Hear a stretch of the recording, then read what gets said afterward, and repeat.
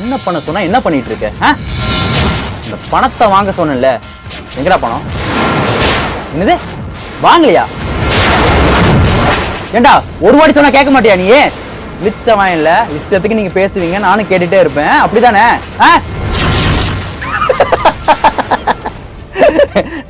என்னடா பயந்துட்டியா?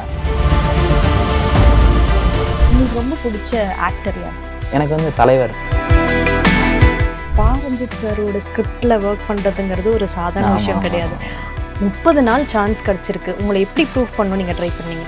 ஒரு கேரக்டர் தமிழ் பையன், ஒரு ஹிந்திக்கார பையன் காம்பினேஷன் சீனு. நாங்கள் தள்ளின்னு அது பார்த்துட்டு இருந்தோம். நாங்கள் அப்போ வந்து என்னென்னா, இவங்க சொல்கிற லாங்குவேஜ் வந்து அந்த ஹிந்திக்கார பையனுக்கு புரியல. இவர் தமிழ் வந்து அவர் சொல்லிகிட்டே இருக்காரு, இவர் புரியாமல் ரீடேக் வாங்கிட்டே இருக்காரு. இப்போ அடினா அடிக்கிற மாதிரி போகணும், இவர் ஒரிஜினலாகவே அடிச்சிடுறாரு. இவன்லாம் ஒரு மூஞ்சியா, இவன் செட் ஆகாது, அந்த கேரக்டருக்கு செட் ஆகாதுன்னு சொல்லிட்டு காதுபடவே நிறைய பேர் ஆடிஷன் போகும்போதே பேசுவாங்கன்னு இங்கே நிறைய செலிபிரிட்டி சொல்லியிருக்காங்க. ஸோ அந்த மாதிரி நீங்கள் ரொம்ப ரெக்ரெட் பண்ண தருணம் இது? ரெக்ரெட்ல ரொம்ப உங்களை பார்க்கும்போது நீங்கள் பேசும்போது அந்த கொங்கு டச், கொங்கு தமிழ் இருக்கே, எங்களுக்காக ஏதாவது ஒரு ஸ்லாங் வந்து அந்த கொங்கு தமிழில் பேசி காமிக்க முடியுமா? ஏனுங்க மணி, என்ன பண்ணுறீங்க? பார்த்து ரொம்ப நாள் ஆச்சு. ஆமாம், வீட்டில் எல்லாம் சௌக்கியமா? சௌக்கியம் தான். கான்டாக்ட்ஸ்லாம் எப்படி பண்ணுறது? டிஜிட்டலில் நம்ப முடியுமா? நீங்கள் அதுதான் சொல்கிறேன். யார் பணம் கேட்டாலும் கொடுக்கக்கூடாது. இது நம்ம ஒர்க் பண்ணுறோம், அவங்க தான் நம்மளுக்கு பணம் தரணும். அதனால பணம் யாருக்குமே கொடுக்கக்கூடாது. நீங்கள் எல்லாருக்கிட்டையும் பேசலாம், ஃப்ரீ ஆஃப் காஸ்ட்டில் கூட நடிக்கலாம்.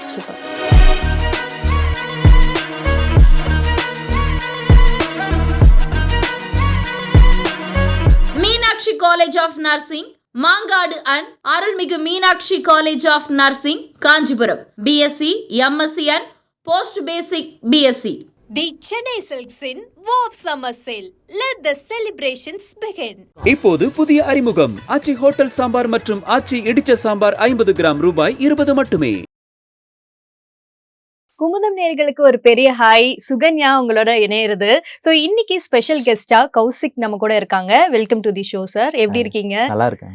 ஓகே. ஸோ சீரியல்ஸ்லாம் எப்படி போயிட்டு இருக்கு? பரவாயில்ல, நல்லபடியாக போயிட்டு இருக்கு. நலன் தமேதி, அதில் தான் நீங்கள் ரொம்ப ஃபெமிலியர். ஸோ அந்த ப்ராஜெக்ட்ஸ் பற்றி சொல்லுங்க. அது இப்போதான் நான் ஸ்டார்ட் ஆனிச்சு. ஒரு 1 month பிஃபோர் தான் ஸ்டார்ட் ஆச்சு. எனக்கு தெரிஞ்ச டைரக்டர், அப்புறம் இபி அவங்க தெரிஞ்சவங்க தான் கூப்பிட்டாங்க.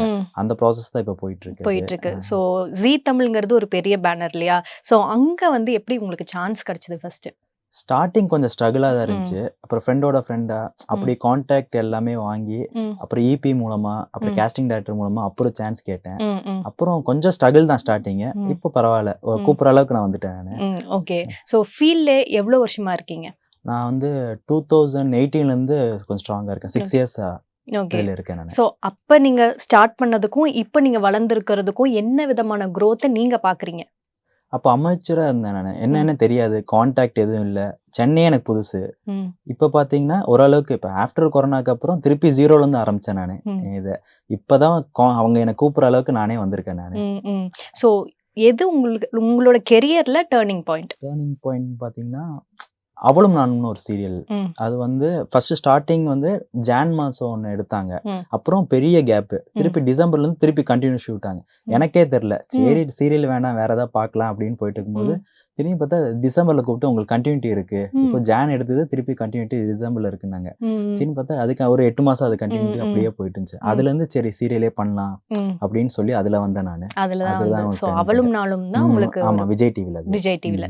ஸோ முன்ன சொன்ன மாதிரி எப்படி பார்த்தாலுமே வந்து பெரிய பேனர்ல ஒர்க் பண்றது ரொம்ப கஷ்டம்.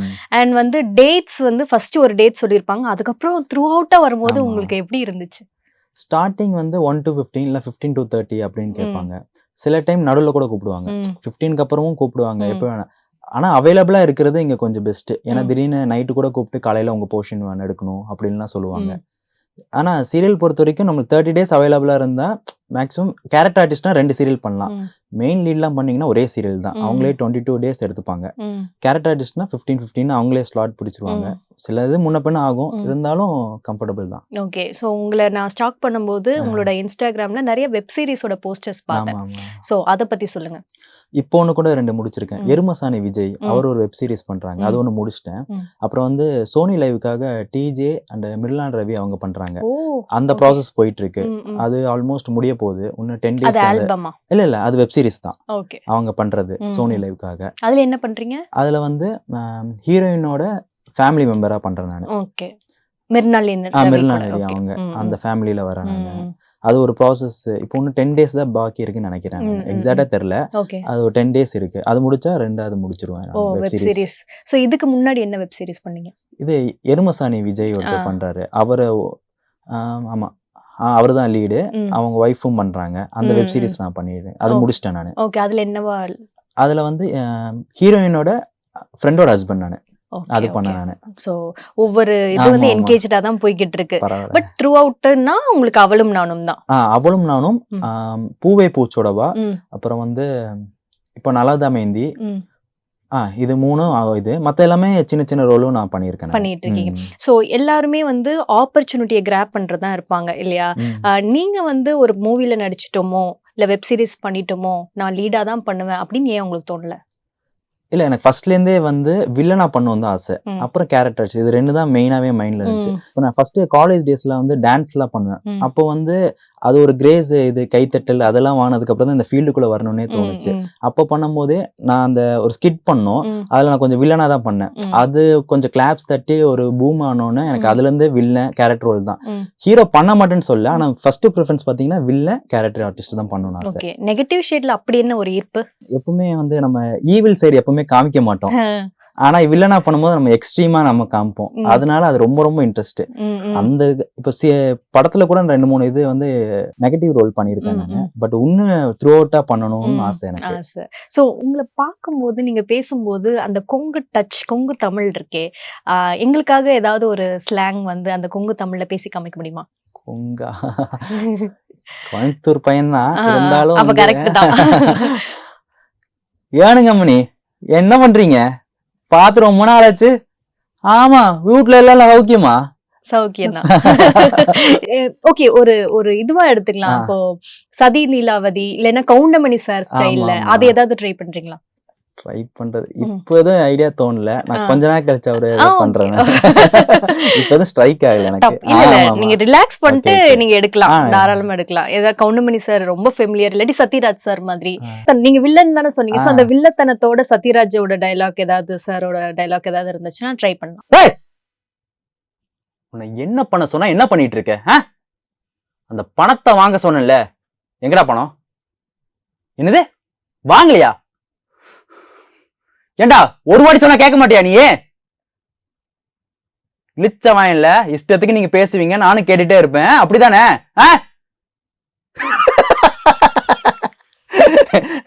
என்னடா பயந்துட்டியா? ஏண்டா உன்னை இன்னைக்கா திட்டி இருக்கேன், உட்றா இன்னைக்கு வாங்கலன்னா பணம் நாளைக்கு வாங்கிக்கலாம், அவ்வளவுதான். இதுக்கு போயிட்டு டேய் பாருங்க நான் அழுகிற மாதிரி ஆயிட்டான். ஏய் போடா நாளைக்கு வாங்கிக்கலாம், நீ வாங்க முடியலன்னா சொல்லு நான் வாங்கிக்கிறேன். போ போ. Nice, super. நல்ல வேரியேஷன் கொடுத்தீங்க. ஒரு அப்படியே நெகட்டிவ் ஷேட் ஒரு ஏய் அப்படிங்கும் போது பயந்துட்டேன் நானு. இல்ல இருந்துச்சு அந்த ஷவுட்ல இந்த இது தெரிஞ்சது, டப்புன்னு மாத்திட்டீங்களே எப்படி? இல்ல என் ப்ராசஸே அதுதான், ப்ரொஃபஷனல் ஆக்டர்னால எல்லாமே பண்ணியாங்க. Nice, very nice. சோ கோவைனா நான் வந்து எப்படி மணிவண்ணன் சாரை விடுறது, அந்த கபி கபி கபியா நீங்க விட மாட்டீங்க. அந்த ஆக்ஷனோட ஒரு வாட்டி பாத்துக்கலாம். நான் வேணா சத்யராஜ் இது நான் சொல்றேன். வா என்ன காமெடியை தெறிக்க விட்டுட்டீங்க இப்படி. நைஸ், சூப்பரா இருந்துச்சு. சோ ஆக்டிங் மேல இவ்ளோ பேஷன் வரதுக்கான காரணம் என்ன? நான் பேசிக்கலி காலேஜ் டேஸ்ல வந்து டான்ஸரா இருந்தேன். அப்போ வந்து ஆனுவல் டே மாதிரி எல்லாம் நடக்கும், கல்ச்சரல்ஸ் எல்லா இதுலயும் நான் டான்ஸ், நாங்க குரூப் இருக்கோம், நாங்க எல்லாமே பார்ட்டிசிபேட் பண்ணுவோம். அந்த கைத்தட்டி வாங்கி போதை இருக்கு, ராஜ போதைங்க அது. அது காலேஜ் கல்ச்சரல்ஸ் ஆடுறவங்க எல்லாருக்குமே கேளுங்க. அதுல இருந்து தான் வந்து நீ நல்லா இருக்க, அஜித் மாதிரி இருக்க அப்படின்னு நிறைய பேர் சொல்லியிருக்காங்க. இப்போ ஒன்னும் பெருசா மைண்ட்ல ஏறுறது இல்ல. அப்புறம் நிறைய பேர் வந்து நீ வேணா ட்ரை பண்ணலாமே அப்படின்னு சொல்லியிருக்காங்க. அப்ப கூட கான்சென்ட்ரேஷன் அதுல எல்லாம் போனது இல்ல. அப்புறம் ஒரு வாட்டி வந்து என் ஃப்ரெண்டு வந்து ரெக்கமெண்ட் பண்ணா, கோயம்புத்தூர் தான் நான் இருக்கும்போது, ஒரு ஆடிஷன் நடக்குதுடா நீ அங்க போய் பாருன்னா, ஒரு ஆட் ஷூட்டுக்கு அப்படின்னா. நானும் ஆட் ஷூட்டு தானேன்னு போய் பார்த்தேன். அங்க பார்த்தா ஒரு கம்பெனி, படத்தோட கம்பெனி, அங்க ஆடிஷன் நடக்குது. எனக்கு ஷாக்கு. ஏன்னா சும்மா ஆட் ஷூட்டுன்னு சின்னதா போகலாம் முடிச்சிடலான்னு பார்த்தா படத்துக்கு வந்து நடிங்க அப்படின்னு சொன்னாங்க. நானும் வந்து சரி நீங்க ஏதாவது அப்பெல்லாம் வந்து பெரிய நடிக்கவும் தெரியாது, நீங்க ஏதாவது சீன் சொல்லுங்க நான் நடிக்கிறேன் அப்படின்னு சொன்னோன்னே அவங்க ஒரு சிச்சுவேஷன் சொன்னாங்க. அப்புறம் நானும் ஒரு பையனும் நடிச்சும் போது நீங்க நல்லா நடிக்கிறீங்க நேச்சுரலா, அதுதான் இன்னும் எனக்கு ஸ்ட்ராங்கா இது இந்த ஃபீல்டுக்குள்ள வரலான்னு தோணுச்சு. அதுல இருந்து அப்படியே கண்டினியூவா இப்போ வரைக்கும் பண்ணிட்டு இருக்கீங்க. சோ அந்த கைத்தட்டல்ங்கிறது ஒரு ராஜபோதன் சொல்லிட்டீங்க, இதுக்கு மேல வேற எதுவும் இல்ல. சோ நீங்க நடிச்சு திரையில பார்த்து நீங்களே வந்து அசந்த தருணம் இது? அன்னபூர்ணின்னு ஒரு படம். அது வந்து நிறைய படம் பண்ணியிருக்கேன். பட் அன்னபூர்ணி வந்து நான் ஃபேமிலியோட போனேன். நானும் அப்பா அம்மா போய் கூட்டிட்டு போனேன் அந்த படம் இதுன்னு. அதுல வந்து நானும் நயன்தாரா மேமும் ஒரு சீன் காம்பினேஷன் வரும். அதுல வந்து நான் நடிக்கும் போது அப்படி திரும்பி பார்க்கும்போது அப்பா அம்மா பார்த்துட்டு இருந்தாங்க. அந்த ஃபீல் என்னால மறக்க முடியாது. ரொம்ப டச்சான ஃபீல் அது. ரொம்ப ஃபீல். இதுக்கு தானே ஆசைப்பட்டாய் பாலகுமார் மாதிரி அது ஃபீல். அப்பா அந்த தருணம் வந்துருச்சுடா அப்படின்னு இருந்துச்சு இல்லையா? சந்தோஷமா சோ இருந்துச்சு. என்ன சொன்னாங்க, பார்த்துட்டு என்ன சொன்னாங்க அப்பா அம்மா? இல்ல அவங்க ஏதோ கொஞ்சம் வெளிப்படையா பேச மாட்டாங்க. எனக்கு தெரியும் அவங்க என்ன ஃபீல் பண்றாங்கன்னு. அவங்க சந்தோஷம் 70 mm பாக்குறது நம்மளுக்கே பெரிய சந்தோஷம். அவங்க பையன் நடிக்கும் போது வேற ஃபீலா இருந்துச்சு அவங்களுக்கு. அவங்க ரிலேட்டிவ் எல்லாம் சொல்லியிருந்தாங்க, எங்கிட்ட பெருசா இது காமி அந்த ஃபீல் எனக்கு தெரிஞ்சிச்சு. அது அப்படியே விட்டாச்சு. நயன்தாரா மேமோட ஸ்கிரீன் ஸ்பேஸ் கிடைச்ச அந்த அந்த மொமெண்ட் எப்படி இருந்துச்சு? நான் திடீர்னு ஒரு ஆடிஷன் இது கூப்பிட்டாங்க. சரி நான் போய் அட்டன் பண்ணிட்டு வந்தேன். சரி நம்ம நிறைய ஆடிஷன் பண்றோம், யார் என்ன படம்லாம் சொல்ல மாட்டாங்க. திடீர்னு ஆடிஷன் அட்டன் பண்ணிட்டு வந்துட்டேன். ஒரு 1 வீக்ல ஒரு கால் வந்துச்சு. வந்துட்டு நீங்க ஒரு படத்துக்கு செலக்ட் ஆயிருக்கீங்க அப்படின்னு. சரி ஓகே என்ன படம் இதுன்னு சொல்லும்போது, அப்ப அன்னபூர்ணி பேர் வச்சாங்களான்னு தெரியல. நயன்தாரா மேம் படம் அப்படி. நயன்தாரா மேம் கூடயா அப்படின்னு அது ஒரு ஷாக்கு. நம்ம அந்த படத்துல வந்தாலே போதும்னு இருந்துச்சு. பார்த்தா உங்களுக்கு காம்பினேஷன் நயன்தாரா மேம் கூட தான் அப்படின்னாங்க. அது இன்னும் ஷாக் ஆயிருச்சு. அப்புறம் பார்த்தா அவங்க கூட தான் காம்பினேஷன். அவங்க கூட நடிச்சது பெரிய அனுபவம் இருந்துச்சு. சோ லேடி சூப்பர் ஸ்டாரை நேர்ல பாக்கும்போது எப்படி இருந்துச்சு உங்களுக்கு? அவங்க இன்னும் பவர்ஃபுல் தான். அவங்க நேர்லயும் பவர்ஃபுல் தான். அந்த ஆளுமைய நல்லாவே தெரிஞ்சு. எந்த இடத்துல தெரிஞ்சு உங்களுக்கு? இல்ல அவங்க நடந்து வர்றது, பேசுறது, ரியாக்ட் பண்றது எல்லாமே okay okay. Lady super star தான். சோ கரெக்ட்டான ஒரு கரெக்ட்டான இதுதான் கொடுத்திருக்காங்க. சோ நீங்க பேசும்போது சொன்னீங்க தலை மாதிரி இருக்க அப்படின்னு நிறைய பேர் சொல்லிருக்காங்க அப்படின்ட்டு. சோ அப்ப வந்து நீங்க 90sல அந்த அந்த கெட்டப்ல தலை மாதிரி இந்த இப்ப வாலி படத்துல வந்த மாதிரி இல்ல இந்த ஷேட்ல நான் பண்ணணும்னு எனக்கு ஆசை அப்படின்னு ட்ரீம் ரோல் ஏதாவது இருக்கா? இல்ல வாலி தான். ஏன்னா அதுலயும் நெகட்டிவ் வருது. அதனால ரொம்ப அதுல இருந்து 2 அஜித் எப்பவுமே வந்து நெகட்டிவ் வந்து கொஞ்சம் கேரக்டர் மாத்துவாங்க, லுக் மாத்துவாங்க. இது அது ஒரே மாதிரிதான் இருப்பாரு. அதுல டிஃபரன்ஷியேட் கொடுத்தது ரொம்ப ஆச்சரியமா இருந்துச்சு. அதுல இருந்தா இன்னும் இம்பாக்ட் ஆச்சு. அஜித் சாரோடது எனக்கு வாலி ரொம்ப ரொம்ப பிடிக்கும். அதுல இருந்தா இம்பாக்ட் ஆச்சு நெகட்டிவ். ஆமா ஆமா. சோ அதுல ஏதாவது ஒரு வேரியேஷன் பண்ணி காமிக்க முடியுமா?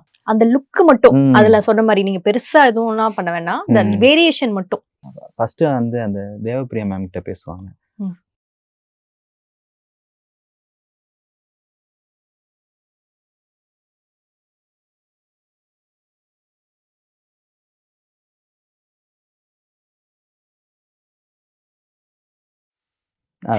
தேவப்பிரியா மேம் கிட்ட பேசுவாங்க, என்ன பேசுறேன்னு எனக்கு கேட்பாங்க. தெரியுது அந்த ஸ்மைலோட நைஸ் அந்த டச் நல்லா இருக்கு. அடுத்த தலை ஜாலியா இருப்பாரு ப்ளே பாய். ஆமா ஆமா. பிரியா நான் அப்படிலாம் பண்ணல பிரியா, ஏன் பிரியா புரிஞ்சுக்கவே மாட்ற? அவன் என் அண்ணன் தான், நீ ஏன் அவனை பத்தி குறை சொல்லிட்டே இருக்க? புரிஞ்சுக்கோ பிரியா, உனக்கு இதே வேலையா போச்சு போ. நைஸ். ஸோ இப்போ ஒவ்வொருத்தரா இன்ஸ்பயர் ஆகி இப்போ இன்னைக்கு வந்து ஒரு வளர்ந்து வரும் ஒரு ஹீரோவா நீங்க வந்துகிட்டு இருக்கீங்க. நயன்தாரா மேம் கூட நடிச்சிருக்கீங்க. அடுத்து நீங்க ஒரு மிகப்பெரிய பட்ஜெட் மூவில நீங்க வந்ததா கேள்விப்பட்டேன். ஆமா பண்ணி முடிச்சிருக்கேன். ரிலீஸ்க்கு வெயிட்டிங். தங்கலான் மூவி. ஓ ஓகே, அத பத்தி சொல்லுங்க. அதே மாதிரிதான்.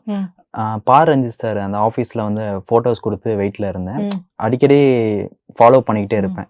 திடீர்னு ஒரு நாள் கால் வந்துச்சு, ஒரு 30 நாள் வேணும் தங்கலான் மூவின்னு. விக்ரம் சார் மூவியான்னு ஷாக் ஆகி கேட்டேன். ஆமா 30 நாளா அப்படின்னு சொல்லி ஷாக் ஆகிட்டேன். சரி ஓகே நான் வரேன் அப்படின்னு சொன்னேன். அப்புறம் பங்காருப்பேட் அங்க கூப்பிட்டாங்க, KGFல ஷூட்டு, அங்க ஸ்டே பண்ணி 30 நாள் பண்றேன்.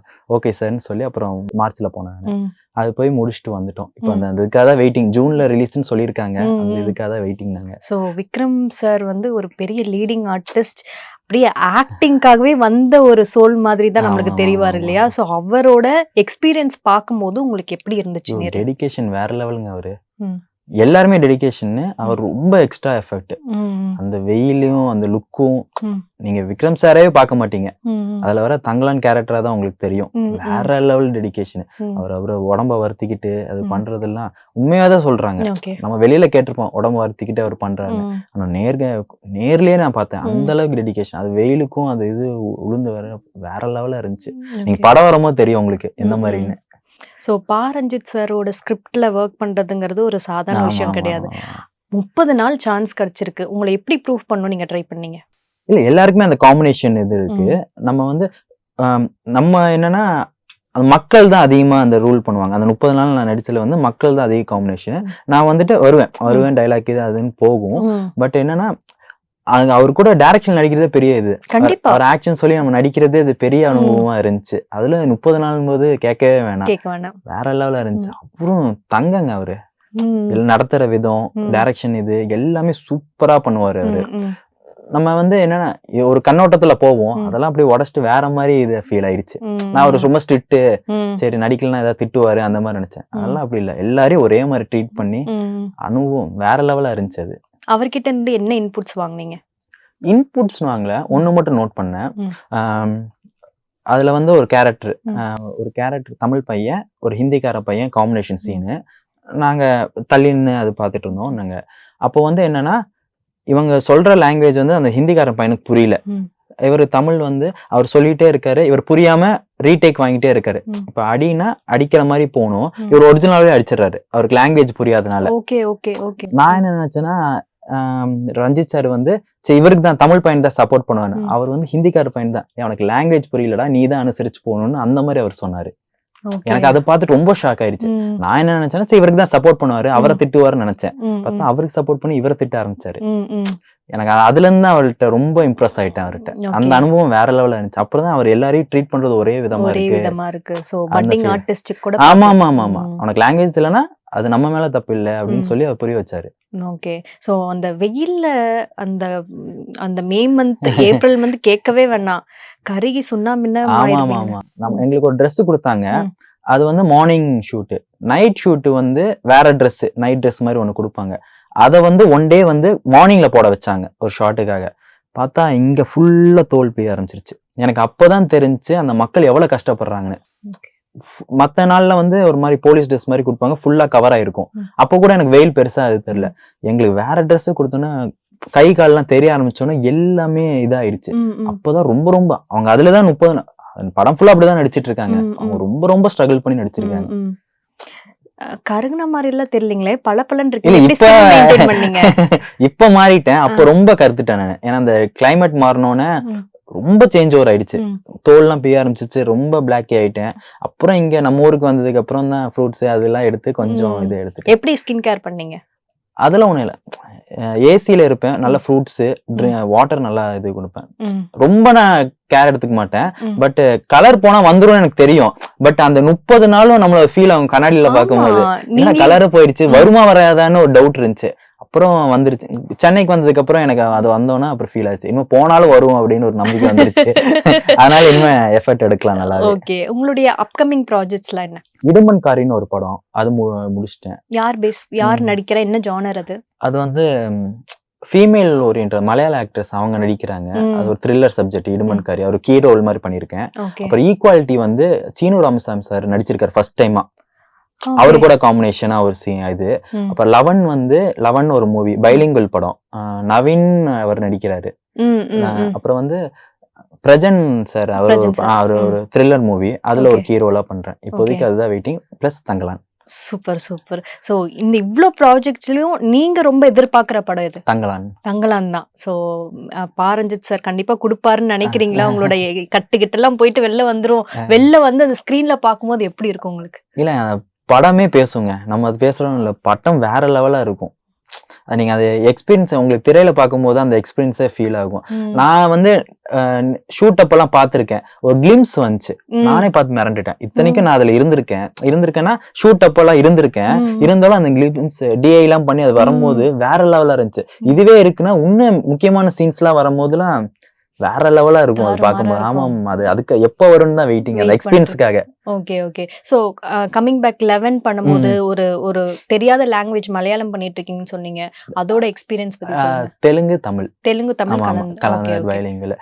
அது வந்து தெலுங்கு தெரியாது, நம்மளுக்கு தமிழ்ல பேசிடுவோம். தெலுங்குல வந்து நான் என்னன்னா லாங்குவேஜ் தெரியலனாலும் அது கொஞ்சம் மக்கப் பண்ணி கொஞ்சம் ப்ரிப்பேர் எடுத்து நான் பேசிடுவேன் நானு. அதனால அது பெரிய எஃபர்ட்டா இல்ல. இப்ப என்ன ஆக்டிங்க்கு வந்து லாங்குவேஜ் எல்லாம் ஒன்றும் பேரியர் இல்ல. சில பேர் பார்ப்பாங்க, சில பேர் பார்க்க மாட்டாங்க. நம்ம நல்லா நடிக்க தெரிஞ்சுட்டோம்னா லாங்குவேஜ் மறந்துடுவாங்க, டப்பிங்ல கூட பாத்துக்கலாம் அப்படின்ட்டுருவாங்க. நீங்க கரெக்டா ஆக்ட் பண்ணாலே போதும், அந்த என்ன எசன்ஸ் புரிஞ்சு நடிச்சாலே போதும். ஓகே. அதுதான். இவன்லாம் ஒரு மூஞ்சியா, இவன் செட் ஆகாது, அந்த கேரக்டருக்கு செட் ஆகாதுன்னு சொல்லிட்டு காதுபடவே நிறைய பேர் ஆடிஷன் போகும்போதே பேசுவாங்கன்னு இங்க நிறைய செலிபிரிட்டி சொல்லியிருக்காங்க ஆமா எனக்கு. ஆமா ஆமா. ஸோ அந்த மாதிரி நீங்க ரொம்ப ரெக்ரெட் பண்ண தருணம் இது? ரெக்ரெட்ல ரொம்ப அந்த அளவுக்குலாம் டீக்ரேடா என்ன பேச மாட்டாங்க. பட் என்னன்னா திடீர்னு கூப்பிடுவாங்க. சில ஒரு ஷூட்லாம் வந்து காலையில 8 மணிக்கு போனேன், எனக்கு ஷார்ட் வச்சது நைட் 1 மணிக்கு தான். அந்த டைம்ல வெயிட்டிங் ப்ராசஸ் தான் இங்க பிரச்சனையே. மத்தபடி ரிஜெக்ஷன்லாம் அது பிரச்சனை இல்லைங்க. அது வந்து எல்லா ஆக்டர்ஸுக்குலாம் அது கடந்து போறது தான். இந்த வெயிட்டிங் ப்ராசஸ் ஏன்னா நம்ம அப்கமிங்னால பெருசா கன்சிடர் பண்ண மாட்டாங்க. அதனால அந்த வெயிட்டிங் இதுதான் பிரச்சனை. அந்த வெயிட்டிங் ப்ராசஸ் ரொம்ப வலிக்குது. பட் இருந்தாலும் எண்ட் ஆஃப் தி டே அந்த 1 மணிக்கு சந்தோஷமாயிருச்சு. 8 மணிக்கு வெயிட் பண்ணாலும் நம்ம ஷார்ட்ல வரோம் அப்படின்னா ஒரு சந்தோஷமாயிருச்சு. அந்த வெயிட் பண்ணும்போது தான் தலைவலியே, மற்றபடி எல்லாம் ஒன்றும் பிரச்சனை இல்லை. ஸோ என்னதான் இருந்தாலும் இப்போ நிறைய படங்கள் பண்ணிட்டு இருக்கீங்க, ஆனா ஆரம்ப கால கட்டத்துல வந்துட்டு ரொம்ப ஸ்ட்ரகிள் பண்ணிருப்பீங்க. ஒரு ஃப்ரேம்ல வர்றதுக்கே வந்து ஒரு மென்னா வந்து ரொம்ப கஷ்டப்பட்டிருப்பீங்க. அந்த கஷ்டப்பட்ட தருணம் இது? ஏன்னா நான் பேசிக்கலி கோயம்புத்தூர் இருந்தனால, கோயம்புத்தூர்ல வந்து நிறைய ஷார்ட் ஃபிலிம்ஸ்லாம் எடுப்பாங்க. அப்போ வந்து டீம்லாம் கம்மி. அப்போ நம்ம தான் ஒரு 4-5 டீம்ல நாங்க ஒரு டீம் இருந்தனால சரி நம்ம நல்லா நடிக்கிறோன்னு ஒரு இதுல இருந்துட்டேன். அப்புறம் சென்னைக்கு வந்த அப்புறம் தான் ரியாலிட்டியா புரிஞ்சுச்சு. இங்கெல்லாம் நம்ம ஒண்ணும் இல்லை, நம்மளோட திறமைசாலிகள்லாம் நிறைய பேர் இருக்காங்க. அவங்ககிட்ட போராடுறதே பெரிய ப்ராசஸ். இப்போ வரைக்கும் போராடிட்டு தான் இருக்கேன். அப்போ ரொம்ப ஸ்டார்டிங் ஒண்ணுமே தெரியாத போது போராடுறது ரொம்ப ரொம்ப பிரச்சனையா இருந்துச்சு. அப்புறம் ஒரு படம் நடிச்சதுக்கு அப்புறம் தான் ஓகே. நான் ஃபர்ஸ்டே வந்து நெகட்டிவ் சைடே போனனால அந்த ஒரு அனுபவம் எனக்கு கிடைச்சிருச்சு. இப்போ வர்றது எல்லாமே நான் பாசிட்டிவா தான் எடுத்திருக்கேன். அப்போ வந்து படம் இது எல்லாமே வந்து ஸ்டார்ட் ஆகும் அப்படி போயிட்டே இருந்தனால ரொம்ப அப்போலாம் ஃபீல் ஆயிட்டேன் நான். ஃபர்ஸ்ட் படம் ஈஸியா கிடைச்சு, ஒரு சீரியல் பண்ணும்போது ஸ்டார்ட் ஆச்சு, அது டிராப் அவுட் ஆயிடுச்சு. அப்போ வந்து ரொம்ப பிரச்சனை ஆயிடுச்சு மைண்ட்ல. சரி என்னடா இது எடுப்பாங்களா மாட்டாங்களா, இது வருமா வராதா. ஏன்னா அப்போ வந்து ஒரு சீரியல்னா ஒரு நிமிஷம் தான் பண்ணியிருப்பேன், வேற ப்ராஜெக்ட்ஸே இருக்காது, வேற யார்கிட்ட அப்ரோச் பண்றது ஒண்ணுமே தெரியாதுன்னு நானும் யோசிப்பேன். ஏன்னா அப்ப கான்டாக்ட் இல்லாதனால ஒருத்தங்கன்னா இவங்ககிட்டயே தான் பேசிக்கிட்டே இருப்பேன், இவங்களை விட்டா வேற யாரும் பேச தெரியாது. அப்புறம் தான் இது செட் ஆகாது, நம்ம ஒரு நிறைய ப்ராஜெக்ட்ஸ் பேசி பார்த்தினாதான் வேலைக்கு ஆகும்னு சொல்லிட்டு கான்டாக்ட் தேட ஆரம்பிச்சேன். அப்புறம் ரெஃபரன்ஸ் தேட ஆரம்பிச்சேன். அப்புறம் தான் இப்போ வரைக்கும் அந்த ப்ராசஸ் போயிட்டு இருக்கு. மீடியா பர்சன் பார்த்தா ஒருத்தரையும் விட மாட்டேன், ஒழுங்கா போய் பேசிடுவேன். ப்ரொஃபஷனலா தான் பேசுவேன். போய் பேசி நம்பர் வாங்குறது இல்ல மெயில் ஐடி வாங்குறது, என் ப்ரொஃபைல் அனுப்புறது, இந்த ப்ராசஸ் இப்போ வரைக்கும் போயிட்டே இருக்கு. ஸோ ஒரு பட்டிங் ஆர்டிஸ்ட் வராங்க அப்படின்னா அந்த மாதிரி இளைஞர்களுக்கு இந்தந்த வழியில வந்து நம்ம ஆப்பர்ச்சுனிட்டியை கிராப் பண்ணலாம் அப்படின்னா நீங்க என்ன சொல்லுவீங்க? இப்போ என்ன ஆக்டிங் எல்லாருமே செகண்டரியா தான் பாக்குறாங்க.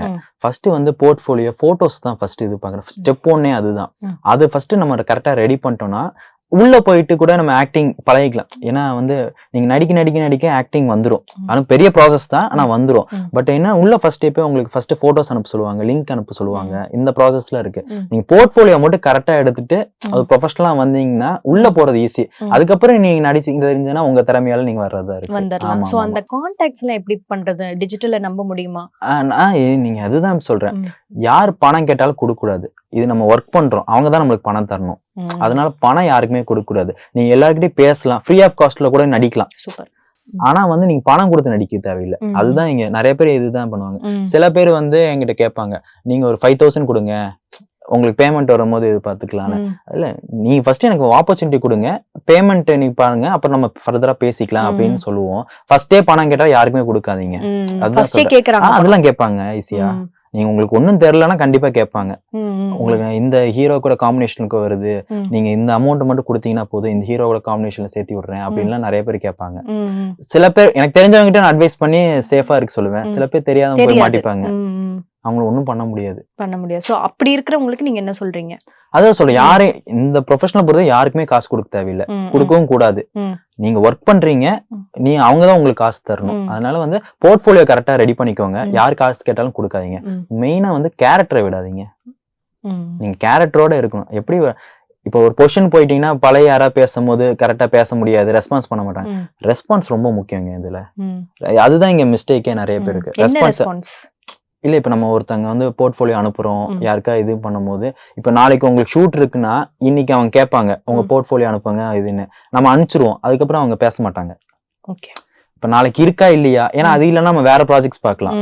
நம்ம அந்த வெயிட்டிங்ல இருக்கிறதுனால அடுத்த ப்ராஜெக்ட் போலாமா வேணாமா, ஏன்னா கமிட்மெண்ட் கொடுத்துருப்போம், நாளைக்கு வரோம்னு நம்ம சொல்லியிருப்போம். சரி, அவங்களுக்காக வெயிட் பண்ணிட்டு இருப்போம். திரும்பி பார்த்தா அவங்க லாஸ்ட் மினிட்ல வந்து அப்புறம் சொல்லுவாங்க, லாஸ்ட் மினிட்ல வந்து நாளைக்கு ஷூட் இல்லை அப்படிம்பாங்க. இதுவும் போயிடும் அதுவும் போயிடும். அந்த ரெஸ்பான்ஸ் மட்டும் கரெக்டா இருந்துச்சுன்னா, இப்ப இது இல்லைன்னா கூட அடுத்த ப்ராஜெக்ட் நம்ம ஏதாவது பேசலாம். அதுதான் இங்க இது பிரச்சனை. சில பேர் தான் அது, மத்தபடி எல்லாரும் அப்படி இல்ல. சில பேர் வந்து ரெஸ்பான்ஸ் சரியா பண்ண மாட்டாங்க. ஓகே. சோ நீங்க பண்ணதுலயே பெஸ்டான ஆடிஷன்ஸ் வந்து எது? ஃபர்ஸ்ட் இது ஆடிஷன் தான். ஃபர்ஸ்ட் படம் சென்னையில் ஒரு நாள் பார்ட் 2 கோயம்புத்தூர்ல தான் பண்ணேன் நானு. அது எப்படின்னா வந்து வெள்ளிக்கிழமை ஃப்ரெண்ட் ஒருத்தர் ஜெயகிருஷ்ணன் ஒருத்தர் அவர் கூப்பிட்டாரு, ஒரு ஆடிஷன் இருக்கு வரீங்களான்னு கேட்டாரு. நானும் சரி போனோம். அப்ப என்னன்னா நாங்க ஷார்ட் ஃபிலிம் பைலட் மூவி தான் பண்ணிட்டு இருந்தோம் நாங்க கோயம்புத்தூர்ல. சரி அதுக்கு தான் கூப்பிடுறாங்க, வேற டீம் கூப்பிடுறாங்க, சரி வரேன்னு சொல்லிட்டு இப்போ கரெக்டா ஞாபகம் இருக்கு. வியாழக்கிழமை கூப்பிடுறாரு, வெள்ளிக்கிழமை காலையில வந்துருங்க அப்படின்னாரு. நான் போயிட்டேன். போனோன்னு ஒரு அப்பார்ட்மெண்ட்ல உட்கார வச்சிருக்காங்க, இருங்க வெயிட் பண்ணுங்க உள்ள ஆடிஷன் கூப்பிடுவாங்க அப்படின்னு. நானும் என் ஃப்ரெண்டும் போயிருந்தோம். உள்ள போய் ஆடிஷன் அட்டன் பண்ண சொன்னாங்க. சரி நான் ஆடிஷன் அட்டன் பண்ண ஃபர்ஸ்ட் அவங்க ஒரு சீன் கொடுத்தாங்க, அதை பண்ண சொன்னாங்க. எனக்கு ஃபர்ஸ்ட் அப்ப வந்து இப்ப அளவுக்கு யோசிக்க தெரியாது. அப்போ வந்து அந்த டக்குன்னு கொடுத்தோம், டக்குன்னு நடிக்க தெரியல, கொஞ்சம் கொஞ்சம் தடுமாற்றமா இருந்துச்சு. நான் எப்பவுமே ஒன்னு ப்ரிப்பேர் பண்ணி வச்சிருப்பேன். சார் ஒன் மோர் அது வேணா நடிச்சு காமிக்கலாமான்னு சொன்னா, அது நடிச்சோன்னா அவங்களுக்கு அது பிடிச்சி போச்சு. சரிங்க ரொம்ப சூப்பரா இருந்துச்சு, நான் பார்த்துட்டு சொல்றேன் அப்படின்னாங்க. நானும் என் ஃப்ரெண்டு கிளம்பிட்டோம். அப்போ வந்து சண்டே வந்து நாங்க ட்ரிப்பு போயிருந்தோம். கோயம்புத்தூர்னால ஊட்டி நாங்க போயிருந்தோம். சண்டே நாளைக்கு உங்களுக்கு ஷூட் கன்ஃபார்ம் ஆயிருக்கு, நைட் ஷூட்டு வந்துருங்க. யாரு கூட காம்பினேஷன்னா சரத்குமார் சாரோட அப்படி காம்பினேஷன். நான் பெருசா நம்பல, சரி நம்ம ஏன்னா உப்மா கம்பெனி ஏதாவது உதாரணம் பார்த்தா அடுத்த நாள் காலையில பூஜை கூப்பிடுறாங்க, சரத்குமார் சார் வராங்க, முனிஷ்காந்த் சார் வராங்க. ஒரிஜினலாவே அது படம் எனக்கு அப்பதான் நேர்ல பார்த்ததுக்கு அப்புறம். காலையில பூஜை, நைட்டு ஷூட்டு, 4 நாள்ல அந்த படம் அப்படியே வந்துருச்சு. என்ன படம்? சென்னையில ஒரு நாள் பார்ட் 2. Okay okay okay. அது மெர்சலோட வந்துச்சு, அது பெருசா போல. பட் அதே மாதிரி மார்ச்ல வந்து அது ஸ்டார்ட் ஆச்சு, அக்டோபர்ல அது ரிலீஸ் ஆச்சு. எனக்கு அந்த மார்ச் மறக்கவே முடியாது. வெள்ளிக்கிழமை ஸ்டார்ட், பார்த்தா திங்கக்கிழமை நைட் ஷூட்டே போயிட்டேன் நானு. ஃபியூச்சர் ஃபிலிமே 4 நாள்ல அந்த மிராக்கிள் நடந்துச்சு. அதுதான் அவங்க ஸ்டார்டிங் பாயிண்ட். எனக்கு அந்த ஆடிஷன் மறக்கவே மாட்டேன் நானு. சோ அதுதான் ஃபர்ஸ்ட். ஆமா ஃபர்ஸ்ட் ஸ்டெப். அது இல்லனா கூட இப்ப வேற ஏதாவது கூட யோசிச்சுட்டு இருந்திருப்பேன். திடீர்னு அதுல 4 நாள் நடந்தும்போது ஓகே இழுக்குது நம்மள ஏதோ ஒண்ணு இருக்கு, பாசிட்டிவ் சைடு இருக்குடான்னு சொல்லிட்டு அதுல இருந்து மூவ் ஆன் பண்ணிட்டு இருக்கேன். Okay super. சோ என்னதான் மிராக்கிள் லைஃப்ல நடந்திருந்தாலும் பிளஸ்ட் தான் கண்டிப்பா. அப்படிலாம் டக்குன்னு நடக்காதையா இருக்கும். ஆனா மறக்க முடியாத துரோகங்கள்லாம் கூட உங்க லைஃப்ல இருக்கும். துரோகம் சொல்றதோட வருத்தம், ஏமாற்றம் தான் இது. சில பேர் நான் கொஞ்சம் ஜோவியல் டைப்பு, சில பேர் அட்வான்டேஜ் எடுத்துப்பாங்க. இவன் என்னதான் சிரிச்சுட்டே தான் இருக்கான், இவன்ட்ட சொல்லி வாழ்ச்சிக்கலாம் அப்படின்னு அது போகும். சில பேர் அது அட்வான்டேஜ் எடுத்துட்டு இவன்ட்ட எதுக்கு சொல்லிட்டு லேட்டரா கூட சொல்லிக்கலாம், அந்த மாதிரி கன்சிடர் பண்ணும்போது கஷ்டமா இருக்கும். நான் கொஞ்சம் எமோஷனல் டைப் தான், ரெஸ்பான்ஸ் எதிர்பார்ப்பேன். கொஞ்சம் நமக்கு ரொம்ப க்ளோஸ் ஃப்ரெண்ட்னா ஏதாவது சொல்லணும், நம்ம கிட்ட ஃபர்ஸ்ட் சொன்னா நல்லா இருக்குமே, அந்த ஒரு எதிர்பார்ப்பும் இருக்கும். அது சில டைம் மிஸ் ஆகும் போது சரி ஓகே கடந்து போறதான வாழ்க்கை, அப்படி தலைவர் சொன்ன மாதிரி அப்படியே போயிட வேண்டியதான். உங்களுக்கு ரொம்ப பிடிச்ச ஆக்டர் யார்? எனக்கு வந்து தலைவர் ரஜினி, அப்புறம் விஜய் சார் பிடிக்கும், தனுஷ் சார் பிடிக்கும். ஸோ அவங்களுக்கு நடிச்சதுலயே வந்துட்டு உங்களுக்கு ரொம்ப பிடிச்ச படம் எது? தலைவர் நடிச்சதுல Baasha, Annamalai, Padayappa. Okay okay. So வாழ்க்கையில வந்துட்டு மீடியா லைஃப்னு எடுத்துக்கிட்டனாலே பர்சனல் லைஃப் அடி வாங்கும் அப்படிங்கிற மாதிரி ஒரு இது இருக்கே, அது எந்த அளவுக்கு உண்மை? சில பேருக்கு கரெக்டா அமைஞ்சிரும், சில பேருக்கு டிலே ஆகும். அந்த டிலே ஆகுற ப்ராசஸ் இருக்குல்ல, அது ரொம்ப பேஷன்ஸ் ரொம்ப முக்கியம். அது நம்மளால இருக்க முடியாது, சொசைட்டி நம்மளை விடவே விடாது. இப்ப நம்ம ரொம்ப ஸ்ட்ராங்கா இருப்போம், சம்டைம்ஸ் வீட்ல நம்ப மாட்டாங்க, சம்டைம்ஸ் ஃப்ரெண்ட்ஸ் நம்ப மாட்டாங்க, சம்டைம்ஸ் ரிலேட்டிவ்ஸ் நம்ப மாட்டாங்க. இவங்களுக்கு எல்லாமே பதில் சொல்ல முடியாது. நம்ம அந்த ரிசல்ட்டுக்கு காமிச்சாதான் பதிலே. அந்த ப்ராசஸ் இதை நம்ம சொல்லி இன்னும் புரிய வைக்கவே முடியாது. அந்த ப்ராசஸ் அப்போதான் ரொம்ப கஷ்டமா இருக்கும். நான் போராடி தான்டா இருக்கேன், நான் ஜெயிச்சிருவேன்டா அப்படின்னு வந்து கத்தணும் போல இருக்கும். பட் சில டைம் வந்து ரிசல்ட் தானே பேசும் எண்ட் ஆஃப் தி டே. அந்த ப்ராசஸ் தான் இங்க பிரச்சனையே. சரி நம்ம கண்டிப்பா நான் ஜெயிச்சிடுவேன், ஏன்னா கொஞ்சம் டிலே ஆகுது அவ்வளவுதான். அந்த டிலே ப்ராசஸ் நீங்க மட்டும் ஜெயிப்பீங்க, அதுல வந்து எந்த டவுட்டும் இல்ல. ரொம்ப நான் thanks. ஆரம்பத்துல இருந்தே பேசும்போது வெரி பாசிட்டிவ் பர்சனா தான் இருக்கீங்க. ஸோ எல்லாமே ரொம்ப டக்குன்னு ஈஸியா எடுத்துட்டு டப்புன்னு பண்ற ஒரு இதுவா இருக்கீங்க. ஓகே உங்களுக்கு நல்ல லீடிங்கான ப்ராஜெக்ட்ஸ் கிடைக்கணும், அதுல நீங்க லீடா பண்ணணும், உங்களோட முகம் இன்னும் வந்து எல்லாத்துக்கும் மக்களுக்கு ரொம்ப ஈஸியா வந்து சென்றடையணும் அப்படி வந்து Okay. நான் விஷ் பண்ணிக்கிறேன். இதே மாதிரி எல்லா டைரக்டர்ஸோடையும் எல்லா ஆக்டர்ஸோடையும் வந்துட்டு நீங்க நடிக்கணும். கண்டிப்பா கண்டிப்பா ஓகேவா? சோ கௌஷிக் அப்படின்னா எல்லாத்துக்கும் தெரியணும் அப்படின்னு கண்டிப்பா சொல்லிட்டு கண்டிப்பா விஷ் பண்ணிக்கிறேன். உங்க வாக்கு பழிக்கட்டும். Thank you so much. ஸோ இதே போல ஒரு சூப்பரான கெஸ்டோட நான் வந்து உங்களை மீட் பண்றேன். until then it's bye from Sukanya Manoharan. Meenakshi College of Nursing, Mangadu and Arulmigu Meenakshi College of Nursing, Kanchipuram. BSc, MSc and post basic BSc. The Chennai Silks in War of Summer Sale. Let the celebrations begin. இப்போது புதிய அறிமுகம் ஆச்சி hotel sambar மற்றும் ஆச்சி இடிச்ச sambar 50 gram ரூபாய் 20 மட்டுமே.